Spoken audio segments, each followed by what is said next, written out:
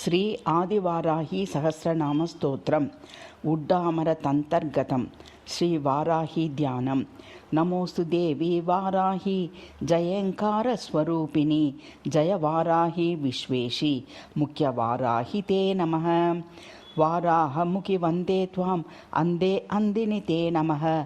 సర్వదుష్టప్రదుష్టానాం వాక్తస్తంభనకరే నమః. నమః స్తంభిని స్తంభే త్వాం జృంభే జృంభిని తే నమః. రుందే రుందిని వందే త్వాం నమో దేవేశి మోహిని. స్వభక్తానాం హి సర్వేషాం సర్వకామప్రదే నమః. వాహ్నోః స్తంభకరీం వందే జిహ్నాస్తంభనకారిణీం. స్తంభనం కురు శత్రూనాం కురు మే శత్రునాశనం. శీఘ్రం వశ్యం చ కురు మే యాగ్రో వాగాత్మికా స్థితా. టచతుష్టయరూపే త్వాం శరణం సర్వదా భజే. హ్యుమాత్మికే ఫడ్రూపేణ జయ ఆద్యాననే శివే. దేహి మే సకలాన్ కామాన్ వారాహి జగదీశ్వరి. నమస్తుభ్యం నమస్తుభ్యం నమస్తుభ్యం నమో నమః. వారాహి గాయత్రీ వరాహముఖ్యై విద్మహే దండానాథయై ధీమహి తన్నో అర్ద్రి ప్రచోదయాత్. అతి శ్రీ ఆదివారాహి సహస్రనామ స్తోత్రం. అత ధ్యానం. వందే వారాహవక్త్రాం వరమణిమకుటాం విద్రుమశ్రోత్రభూషాం హారాగ్రైవేయతుంగస్తనభరనిమితాం పీతకౌశేయవస్రాం. దేవీం దచ్చోద్వహస్తే ముసలమతభరం లాంగవం వా కపాలం. వామాభ్యాం ధారయంతీం కువలయకలికాం శ్యామలాం సుప్రసన్నాం. ఐం గ్లౌం ఐం నమో భగవతి వార్తాళి వార్తాళి వారాహి వారాహి. వారాహముఖి వరాహముఖి అందే అందిని నమః. రుందే రుందిని నమః. జంబే జంబిని నమః. మోహే మోహిని నమః. స్తంభే స్తంభిని నమః. సర్వదుష్టప్రదుష్టానాం సర్వేషాం సర్వవాక్చిత్త చక్షుర్ముఖ గతిజిహ్నా స్తంభనం కురు కురు శీఘ్రం వశ్య కురు కురు. ఐం గ్లౌం టహ టహ టహ టహ హుం ఫట్ స్వాహా. మహావారాహ్యం వాం శ్రీపాదుకాం పూజయామి నమః. దేవి ఉవాచ శ్రీకంఠకరుణా సింధో దీనబంధో జగత్పతే భూతిభూషిత సర్వాంగ పరాత్పరతర ప్రభో. కృతాంజలిపుటా భూత్వా పృచ్ఛామ్యేకం దయానిదే. ఆద్యాయ చిత్తస్వరూపాయ నిర్వికారా నిరంజనా. బోధాతీత జ్ఞానగమ్య కూటస్థానంద విగ్రహ. అగ్రాహ్యాతీంద్రియా శుద్ధ నిరిహా స్వాభావిభాసికా. గుణాతీత నిష్ప్రపంచ యవాంగమన సగోచర. ప్రకృతిర్జగదుత్పత్తి స్థితి సంహారకారిణి. రక్షార్థే జగతాం దేవ కార్యార్థం వా సురద్విషాం. నాశాయ దత్తే సా దేహం తత్తత్కాయైర్కసాధనం. తత్ర భూధరణార్థాయ యజ్ఞవిస్తారహేతవే. విద్యుత్కేశహిరణ్యాచ బలాకాదివదాయ చ. ఆవిర్బభూవయా శక్తిర్ఘోరా భూధారరూపిణి. వారాహి వికటాకారా దానావా సురనాశిని. సద్యః సిద్ధికరీ దేవి ఘోరా ఘోరతరా శివ. తస్యాః సహస్రనామాఖ్యం స్తోత్రం మే సముదీరయ.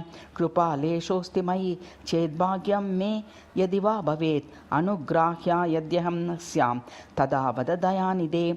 ఈశ్వర ఉవాచ సాధు సాధు వరారోహే ధన్యా బహుమతాసి మే.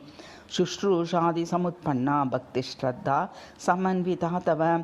సహస్రనామ వారాహ్యాః సర్వసిద్ధి విదాయ చ. తవ చేన ప్రవక్ష్యామి ప్రియే కస్య వదామ్యహం. కింతు గోప్యం ప్రయత్నేన సంరక్షయం ప్రాణతోపి చ. విశేషత కలియుగేన దేయం యస్య కస్యచిత్. సర్వేణ్యతా సిద్ధిభాజో భవిష్యంతి వరాననే. ఓం అస్య శ్రీ వారాహి సహస్రనామ స్తోత్రస్య మహాదేవ ఋషిః అనుష్టుప్ ఛందః వారాహి దేవతా. ఐం బీజం క్రోం శక్తిః హుం కీలకం మమ సర్వార్థ సిద్ధ్యర్థే జపే వినియోగః. ఓం వారాహి వామనీ వామా బగలా వాసవి వసుః. వైదేహి విరసూర్బాలా వరదా విష్ణువల్లభా.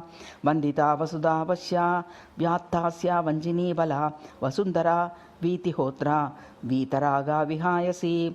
సర్వాకణిప్రియా కామ్యా కమలా కాంచనీ రమా. ధూమ్రా కపాలినీ వామా కురుకుల్లా కళావతి. యామ్యాగ్రేయీ ధరాధన్యా ధర్మిణీ ध्यानिनी ध्रुवा धृतिर्लक्ष्मीर्जया तुष्टिः शक्तिर्मेधा तपस्विनी वेदाः जया कृते कान्तिः स्वाहा शान्तिर्दमा रतिः लज्जा मते स्मृतिर्निद्रा तन्द्रा गौरी शिवा स्वदा चण्डी दुर्गा भया भीमा भाषा भामा भयानका भूधारा भयापहा बीरुर्भैरवी बङ्गरावटी गुर्गुरा घोषणा घोरा घोषिणी गोणसंयुता धना गणा धना गर्गरा च गोणयुक्ता गणनाशिनी पूर्वाग्रेयी पातु याम्या वायव्युत्तरवारुणी ऐशान्यूर्ध्वादस्थिता च पृष्ठा दक्षाग्रवामगा हन्ना बिब्रह्मरन्ध्रार्कस्वर्गपातालभूमिगा ऐं श्रीं ह्रीं क्लीं तीर्थगतिः प्रीतिर्दीर्घाः कलाव्यया ऋग्यजुः सामरूपा च परा यात्रिन् युधम्बरा गदासि शक्ति चापेषु शूलचक्र क्रष्टिधारिणी जरति युवती बाला चतुरङ्गबलोत्कटा सत्याक्षरा छातिभेत्री दात्री पात्री परापटुः क्षेत्रज्ञा कंपिनी ज्येष्ठा दूरदर्शा दुरंदरा मालिनी मानिनी माता माननीया मनस्विनी महोत्कटा मन्युकारी मनुरूपा मनोजवा मेधस्विनी मध्यरता मधुपा मंगलामरा माया माता मयहरी मृडानी महिलामृतिः महादेवी मोहहरी मज्जुर्मृत्युंजयामला मांसला मानवा मूला महारात्रि महालसा मृगांका मीनकारी स्यान्महिषग्नि मदंतिका मूर्छा मोह मृषा मोघा मद मृत्यु मलापः सिंहर्च महिष्वाग्र मृग क्रोडाननादुनी धरिणी धारिणी धेनुर्धर्त्री धरित्री धावनी धवा धर्मध्वना ध्यानपरा धनधान्य धराप्रदा पापदोष रिपुव्याधिनाशिनी सिद्धिदायिनी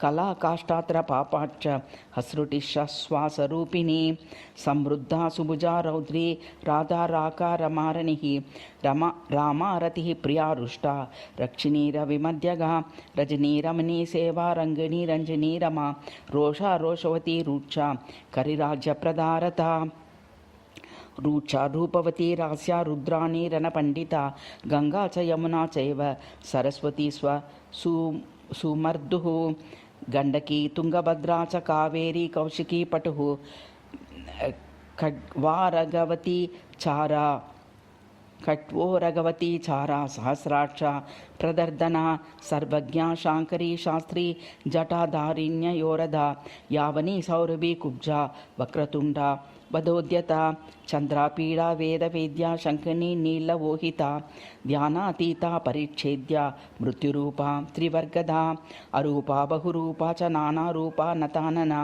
वृषा कपिर्वृष्टा रूढा वृषेशी वृषवाहना वृषप्रिया वृषावर्ता वृषपर्वा वृषाकृतिः कोदण्डिनी नागचूडा चक्षुष्या परमात्मिका दुर्वासा दुर्गहा देवी सुरावासा दुरारिहा दुर्गा राधा दुर्गहंत्री दुराराध्या दवीयसी दुरावासा दुःप्रहस्ता दुःप्रकंपा दुर्हिनी सुवेनी श्रमणी श्यामा मृगव्याधार्कतापिनी दुर्गाताक्षी पाशुपति कौनपी कुणपाशना कपर्दिनी कामकामा कमनीया कलोज्वला कासाव्यहत्कारकानी कंबुकंटी कृतागमा कर्कशा कारणा कांता कल्पा कल्पा कटंगका श्मशान निलया बिन्नी गजारूढ़ा गजापहा तत्प्रिया तत्परा राया स्वर्भानु काल वंचिनी शाखा विशाखा गोशाखा सुशाखा शेषशाकिनी व्यंगा सुभांगा वामांगा नीलांगा नंगरूपिणी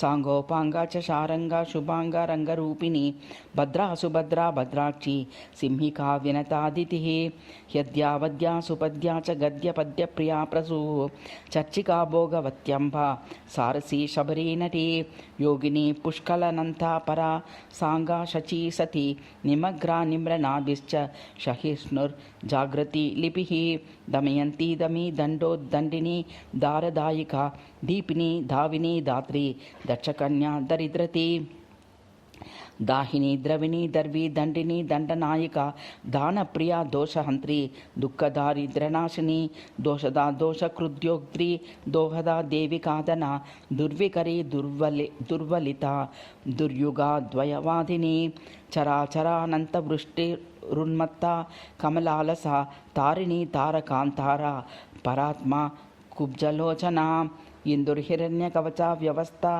व्यवसायिका ईशानंदा नदी नागी यक्षिणी सर्पिणी वरी सुधासुरा विश्वसः सुवर्णांगधारिणी जननी प्रीतिपाकेरुः साम्राज्ञी संविदुत्तमा अमेयारिष्टदमनी पिंगला लिंगधारिणी चामुंडा प्लाविनी हला बृहज्योति रुरुक्रमा सुप्रतीका च सुग्रीवा हव्यवाहा प्रलापिनी नभस्या माधवी ज्येष्ठा शिशिरा ज्वालिनी रुचिः श्लुका शुक्रा शुचा शोका शुकी बेकी पिकी बकी पृषदश्वा नभो योनि सुप्रतीका विभावरी गर्विता गुर्विनी गण्या गुरुतरी गया गंधर्वी गणिका गुद्रा गारुडी गोपिकाग्रका गणेशी गामिनी गंत्री गोपतिर्गंधिनी गवि गर्जिता गाननी गोना गोरक्षा गोवितां गतिः घ्रातिकी घ्रातिकृद्गोष्ठी गर्भरूपा गुणोषिणी पारस्करी पांचनंदा बहुरूपा विरूपिका ऊहो व्यूहा दुरूहा च सम्मोहा मोहहारिणी यज्ञविग्रहिणी यज्ञा यायजूका यशस्विनी अग्रिष्टोमोत्यग्रिष्टोमो वाजपेयश्च षोडशी पुण्डरीकोऽश्वमेधश्च राजसूयश्च नाभसः स्विष्टकृद्वहु सौवर्णो गोसवश्च महाव्रतः विश्वजित् ब्रह्म्या यज्ञश्च प्रजापत्यः शिलायवः अश्वक्रांतो रथक्रांतो विष्णुक्रांतो विभावसुः सूर्यक्रांतो गजक्रांतो बलिभिन्नागयज्ञकः सावित्री चार्द सावित्री सर्वतो भद्रवारुणः आदित्या मयगोः दोहक वामय मृगामयः सर्पमयः कालपिञ्जः कौण्डिन्योपनकाहलः अग्रिविद्वादशाः स्वोपांशुः सोमदोहनः अश्वप्रतिग्रहो बर्हिरथोऽभ्युद्य रुत्तिराट् सर्वस्वदक्षिणो दीक्षा सोमाख्या सामिदाह्नवः कटायनश्च गोदोः स्वाहाकारस्तनूनपात् दण्डापुरुषमेधश्च श्येनो वज्र यिषुर्यमः अंगिरा खड्गभेरुण्डा चन्द्रायनपरायणा ज्योतिष्टोमः कृतो दर्शो नन्दाख्यः पौर्णमासिकः गजप्रतिग्रहो रात्रिः सौरभः शाङ्कलायनः सौभाग्यकृच्चकारीशो वेतलायन रामटी शोचिष्कारी नाचिकेतः शान्तिकृत् पृष्टिकृतता वैनते योच्छाटानौ वशीकरणमारणे त्रैलोक्यमोहनो वीरः कन्दर्पबलशातनः शङ्खचूडो गजाच्छायो रौद्राख्यो विष्णुविक्रमः भैरवः कवहाख्यश्चावभृतोष्टाकपालकः श्रीषट्वषट्कारः पाकसंस्था परिश्रुति चैनो नरमेधश्च कारीरी रत्नदानिका सौत्रामणि च बारुन्दा बार्हस्पत्यो बलङ्गमः प्रचेताः सर्वशत्रश्च जगमेधः करम्बकः हविसंस्था सोमसंस्था पाकसंस्था गरुत्मती सत्यसूर्यश्चमसः शुक्रस्रु ओ लूकलमेक्षणी चपलो मंतिनी मेडी यूपः प्राग्वंश कुंजिका रश्मिरशुश्च दोभ्यश्च वारुणोदः पविः कृता आप्तोर्यामो द्रोणकलशो मैत्रावरुण आश्विनः पात्नीवतश्च मन्ती च हारियोचन एव च प्रतिप्रस्थानशुक्रौ च सामिदेनी समित्समा होतोद्वयुस्तदोद्वाता नेता त्वष्टा च योत्रिका आग्रीद्रोच्च वा गाष्टाव ग्रावस्तुत्प्रदर्तकः सुब्रह्मण्यो ब्राह्मणश्च मैत्रावरुणवारुणौ प्रस्तोता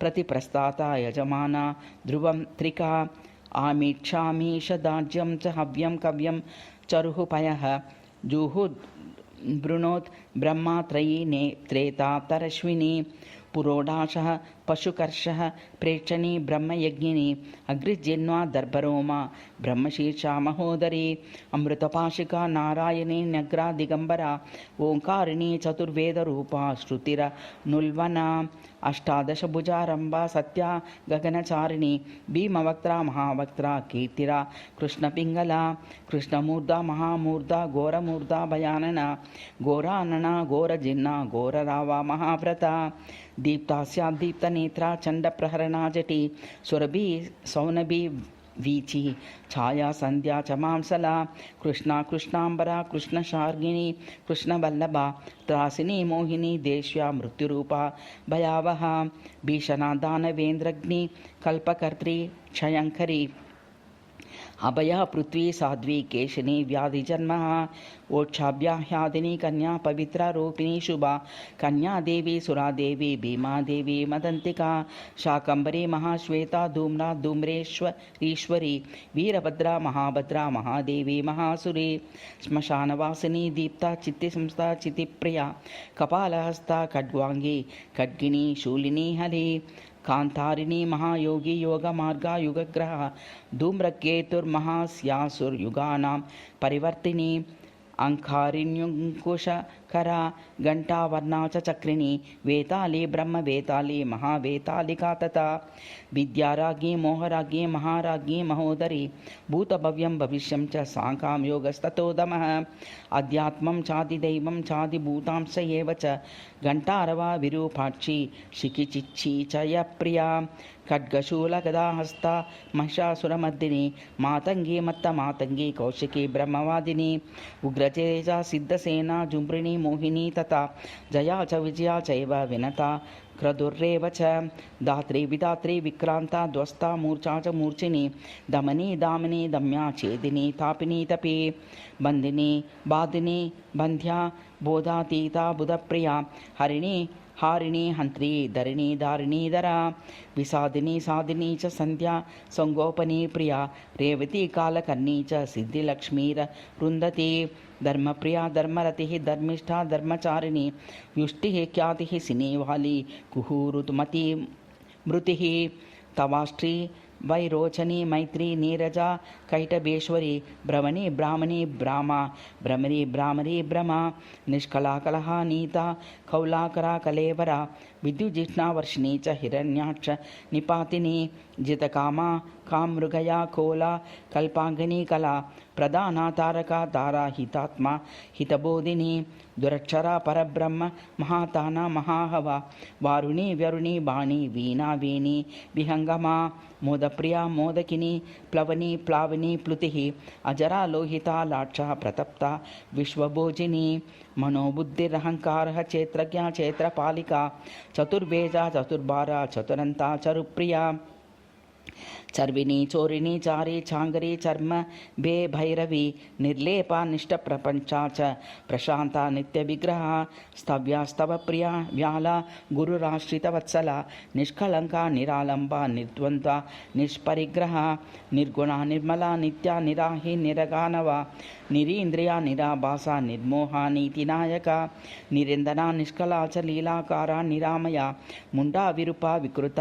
పింగళాక్షి గుణోత్తర పద్మగర్భ మహాగర్భ విశ్వగర్భ విలక్షణ పరమాత్మ పరేషాని పరాపార పరంతప సంసార సేతు క్రూరాక్షి మూర్ఛా మత్త మనుప్రియ విస్మయ దుర్జయ దక్ష తనుహంత్రి దయాలయ పరబ్రహ్మానందరూప సర్వసిద్ధి విదాయిని ఏవ ముంగామరతంత్రాన్ మయోధృత్య ప్రకాశితం గోపనీయం ప్రయత్నేన నాకేయం యస్య కస్యచిత్ యదీచ్చసి ధృతం సిద్ధిమైశ్వర్యం చిరజీవితం ఆరోగ్యం నృపసమ్మానం తదా నామాని కీర్తయేత్ నామ్నాం సహస్రం వారాహ్యః మయా తే సముదీరితం యః పటే శృణ్యాద్వాపి సర్వపాపైః ప్రముచ్యతే అశ్వమేధ సహస్రస్య వాజపేయ శతస్య చ పుండరీకాయుతస్యాపి ఫలం పటాత్ ప్రజాయతే పఠతః సర్వభావేన సర్వాసు సిద్ధయా కరే జాయతే మహదైశ్వర్యం సర్వేషాం దయితో భవేత్ ధన సారాయతే వర్ణేర గాదోద్భిః కణాయతే సిద్ధయశ్చ తృణాయంతే విషమప్యమృతాయతే హారాయంతే మహాసర్పాః సింహ క్రీడాం మృగాయతే దాసాయంతే మహీపాలా జగన్మిత్రాయతే కిలం తస్మాన్నాంనాం సహస్రేణ స్తుతా సా జగదంబికా ప్రయచ్యాత్యఖిలాన్ కామాన్ దేహాంతే పరమాం గతిం ఇతి ఉడ్డామరతంతాంతర్గతం శ్రీ ఆదివరాహి సహస్రనామ స్తోత్రం సంపూర్ణం.